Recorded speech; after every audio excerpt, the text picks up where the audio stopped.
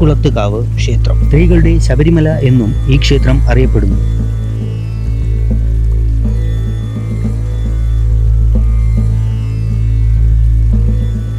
കേരളത്തിലെ ആലപ്പുഴ ജില്ലയിലെ തലവാടി പഞ്ചായത്തിലെ നീരേറ്റുപുറത്ത് സ്ഥിതി ചെയ്യുന്ന ക്ഷേത്രമാണ് ഇത്. ഇന്ത്യയിലെ വിവിധ സംസ്ഥാനങ്ങളിൽ നിന്നും ഇവിടേക്ക് തീർത്ഥാടകർ എത്താറുണ്ട്.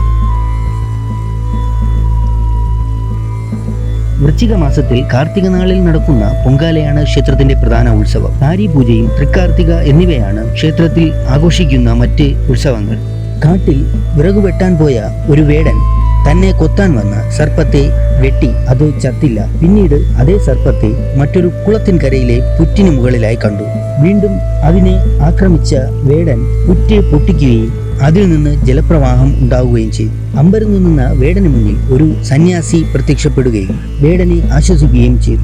ഇതേ സമയത്ത് വേടന്റെ കുടുംബവും അവിടെ എത്തിയിരുന്നു. വെള്ളത്തിൽ നിന്നും പാലും തേനും കലർന്ന നിറം ആകുമ്പോൾ ജലപ്രവാഹം അവസാനിക്കുമെന്നും സന്യാസി പറഞ്ഞു. പുറ്റിനകത്ത് പരാശക്തി ജലശയനം നടത്തിയ വെള്ളമാണിതെന്നും പുറ്റു പൊളിച്ചു നോക്കിയാൽ ഒരു വിഗ്രഹം കാണാമെന്നും അദ്ദേഹം അവരോടായി പറഞ്ഞു. അതിനെ വനദുർഗയായി സങ്കല്പിച്ച് ആരാധിച്ചാൽ സർവ്വ ഐശ്വര്യം ഉണ്ടാകുമെന്നും പറഞ്ഞു. പുറ്റുടച്ച സന്യാസി വിഗ്രഹം പുറത്തെടുത്ത് അതോടെ സന്യാസി അപ്രത്യക്ഷനായി. അന്ന് രാത്രിയിൽ സന്യാസിയായി പ്രത്യക്ഷപ്പെട്ടത് സാക്ഷാൽ നാരായണനാണെന്ന് വേടന് സ്വപ്ന ദർശനം ഉണ്ടായി. ആ വിഗ്രഹമാണ് ചക്കുളത്തുകാവിൽ കുടികൊള്ളുന്നതെന്നാണ് ഐതിഹ്യം. നിർണയിക്കാൻ കഴിയാത്തതാണ് ചക്കുളത്തുകാവിലെ മൂലവിഗ്രഹം.